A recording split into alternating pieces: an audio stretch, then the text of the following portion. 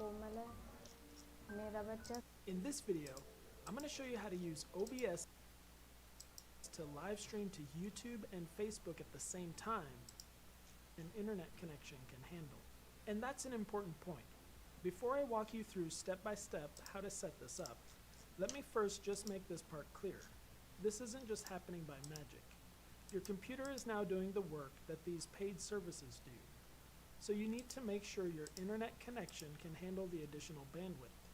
And depending on how you use the plugin to generate the multiple streams, that your computer can handle the extra encoding. We'll look at these things as we go. Each destination you send to will add its bitrate to the total bitrate your internet connection needs to be able to sustain. So for example, if I'm streaming to Facebook at 4000 kbps, and I add a second stream going to YouTube at 4000 kbps, I'll need an internet upload speed that can sustain 8000 kbps of streaming. Depending on your internet connection, this may or may not be an issue. At home, I have a fiber connection that is 100 megabits up and down, and so 8 megabits sustained upload isn't going to be an issue. Here at the church, we use a cable modem connection that is dedicated to our live stream, but it only has 14 megabits upload. My rule of thumb guide is that you want twice the upload bandwidth as the bitrate you are streaming. So it definitely puts it into an area where I'd want to do a lot of sustained testing before I'd be ready to rely on a 14 megabit connection to stream 8 megabits. To get started, we first need to download and install the plugin. I've got a link to it in the description of this video. And also be aware that this plugin is only available on Windows. Once you have it downloaded, when you open the zip file, you'll see two folders, Data and OBS Plugins. What I found works for me is to just drag each of these folders into your OBS Studio folder. Those folders already exist, and Windows takes care of merging the contents of the plugins into those folders. Once you've copied those folders over, launch OBS, and you're going to go to View, Docs, and select Multiple Output. Now you can move and place this doc anywhere you want in OBS. I like it up here next to my canvas. The way this plugin works is that the additional destinations piggyback onto the OBS encoder. So your first destination should be configured in OBS just like you normally would. So let's go ahead and do that quickly. We'll go to Settings, and the Stream page. I need to enter in my stream key from Facebook, so we'll go over to Facebook and get that. Click Live, and Use Stream Key, and then I'm also going to click Use a Persistent Stream Key. What that means is I won't have to copy this key into OBS every time I stream. Now Facebook and OBS will continue to use the same key until you tell either of them to change that. Next to the stream key, click the copy button, and that copies the stream key to the computer's clipboard. Back in OBS, I'll delete out whatever was in here before, and paste in the key that's on the clipboard. A few other settings that will become important in a minute. I have my canvas set to 1920 by 1080, and my encoder for Facebook will use X264, which uses the computer's CPU. And I'm rescaling to 720 at the encoder, and sending a 4000 kbps stream. Click OK, and now if I were to click the Start Streaming button, I'd start a live stream to Facebook. To add a second destination for YouTube, we'll click Add New Target in the plugin. In the settings dialog, give it a name. I usually just name it the destination that I'm going to, so YouTube. Now I need to enter in the RTMP server and key. So in a browser, go to your YouTube account and click Go Live, and then go to the stream page. I'm going to copy the stream URL and paste that in, then copy the stream key and paste that.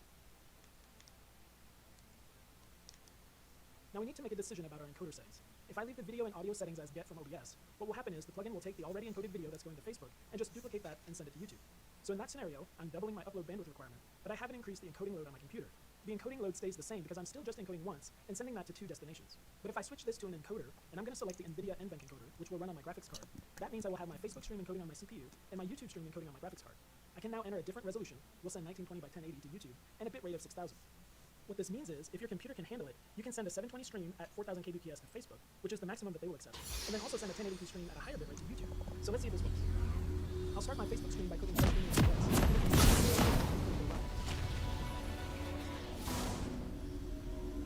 So Facebook is now live. Then I'll click Start on my YouTube account, and on YouTube we'll see that show up, and YouTube begins streaming as soon as it's encoded. So there's no longer a button to go live. My fellow travelers, you are all about to witness my majestic epic. By the witness, knowledge. Summoners Probably not.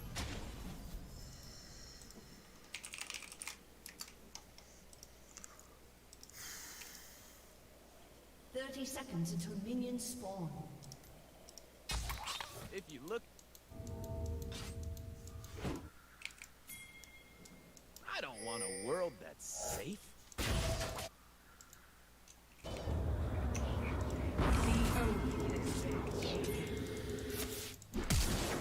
The Pact.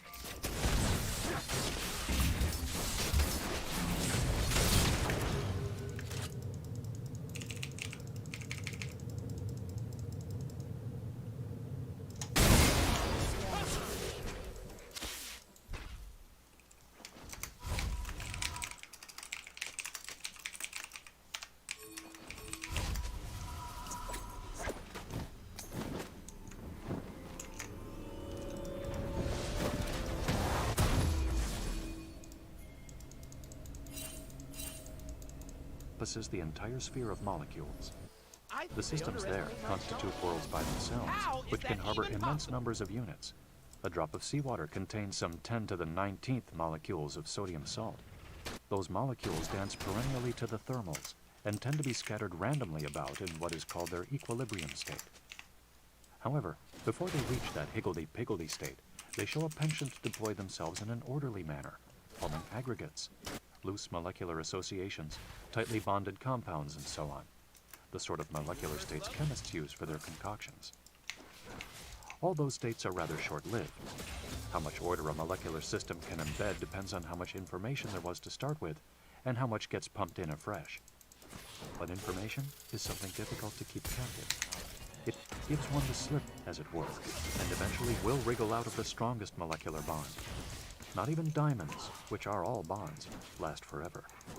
There is, in truth, no shackle, chain, or wall that could stop information from ultimately escaping. The thickest wall on Earth won't stop the transfer of heat or shield off the gravitational force. So in the long run, a molecular system left to its own devices becomes disordered. That goes for complex systems too, including us. The laboratory of bioevolution used the same sort of molecular aggregates for its concoctions as the chemists do. Our own organism holds immense amounts of information, and its systems are complex and tangled. But, made of molecules as they are, their eventual decay to disorder is inevitable. We, and the other living beings, manage to stay that fate for a while by pumping in fresh information, and we do so ceaselessly and in enormous quantities to stay alive. Alas, time's arrow points its pitiless course day in, day out, and nobody can pump enough to keep the horseman with the scythe away forever. How to predict the future from the past? So much for the directionality of time and the distinction between past and future. As for the present, I intentionally left it out. Time flies continuously from being past to being future, and in such a continuum there is no room for a present. However, I do not wish to belittle what many hold so dear. I leave the present, and not without a little envy, to someone like the writer Luis Borges, who knows how to celebrate it so brilliantly. In quite a few of his tales, the present holds center stage, and who could resist their spell when they bring a world to life where the wish of things is to continue being what they are? The stone wishes to be a stone, the tiger, tiger, and Borges, Borges. Well, for us scientists, that being is but a becoming, though we are perhaps the poorer for it. But to get back to the directionality of time, its proximate cause lies in the world of molecules, the world out of which life has evolved. There, fickle chance holds court, and systems are tossed together by the throw of the dice. Molecular systems, their component states, the molecular aggregates, are statistical in makeup, and are therefore not too dependable. However, this doesn't mean that these states are totally unpredictable. They are not as predictable as those of the stars and planets in the celestial sphere, or those of the rise and fall of times, or the fall of apples. Not with the same degree of certainty. The movements of large objects are governed by Newton's law, and his F equals ma predicts such events completely. That formula says that if the force F, acting on a given mass m, is known, its acceleration, a, is completely predictable. So, if the position and velocity of a thing can be measured at a given time, t, all we have to do is apply the rules of calculus to compute its position for a subsequent time, t plus dt. Each of the locations then is completely determined by the ones before. They are specified for all times. Such determinacy is something satisfying. It betokens regularity and order, which appeal to the human mind. Our mind abhors disorder and is perennially searching for regularities, even though such things may be scarce outside the human mind. That is an old yen, as old as human history. Folktales and traditions abound with personifications equating order with good and light. In Greek mythology, the primordial world was one of disorder and darkness. The Bible speaks of formless darkness until there was light. And the heroes in the Nibelungen Ring never seem to tire of battling the forces of darkness and of seeking the light.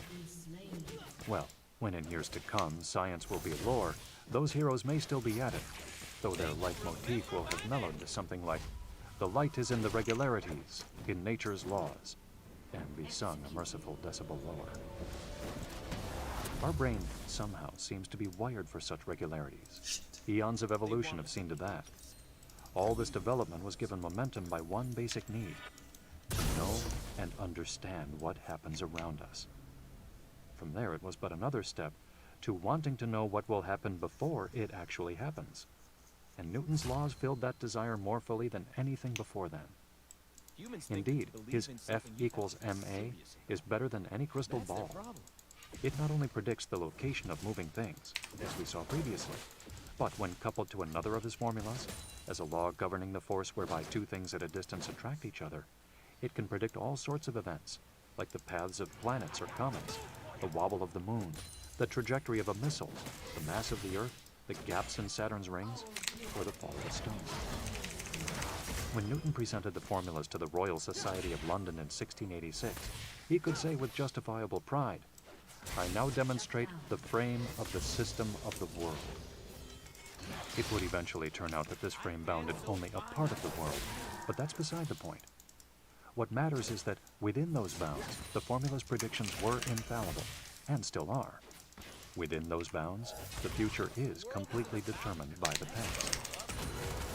Now, as we descend to the molecular realm, some of that infallibility is gone. Here, we encounter shades of determinacy, degrees of certainty, depending on the amount of information on hand. It is not possible to describe the individual motions of every single molecule, let alone predict them. The complexity is enormous. Say you try to describe the behavior of just a few molecules out of the zillions in a gas or a liquid. Those within that small group may follow straight paths for a short period, then bounce off each other in ways you may be able to predict from their previous paths. But just as you begin to discern a pattern, a molecule from another group zips along and crashes the party, breaking the pattern. And before you can blink an eye, along comes another molecule, and another, and another. The complexities with so many moving pieces are overwhelming. Nevertheless, if enough information is on hand, one can still pin down the states of a system with reasonable accuracy. Given some information about the significant variables in the molecular throw of dice, like position and speed, temperature and pressure, or chemical constitution and reaction rate, Newton's formula still works magic. One has to bring in statistics to cope with the vast numbers of molecular pieces. But this is not too difficult. That sort of statistical mechanics in the gross is rather routine nowadays. Unavoidably, one loses some definition.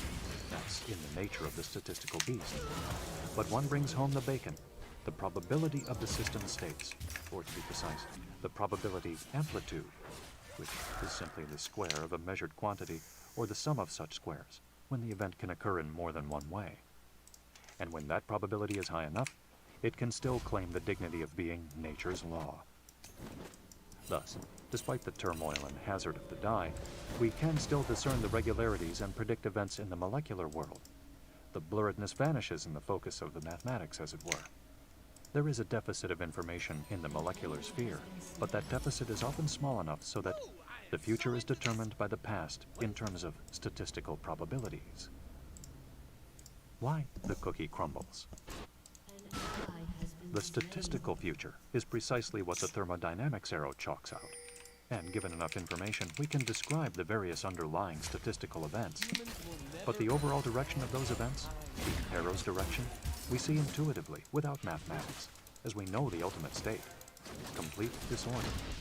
The equilibrium state, wherein the molecules just ride the thermals and move randomly about.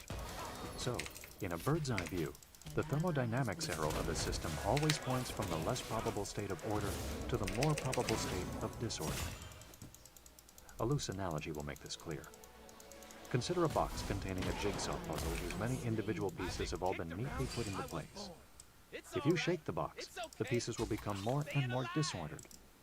Here and there, some of them may still hang together or fall into place, constituting parts of the original picture. But the more you shake, the more the pieces get jumbled up. It's the hand of time and chance. There is no great secret to this hand. It's just the way things statistically plan out, because there are so many more ways for the jigsaw pieces to be disordered than ordered. Just weigh the collective states of order available in the box against those of disorder. There is only one state in which all the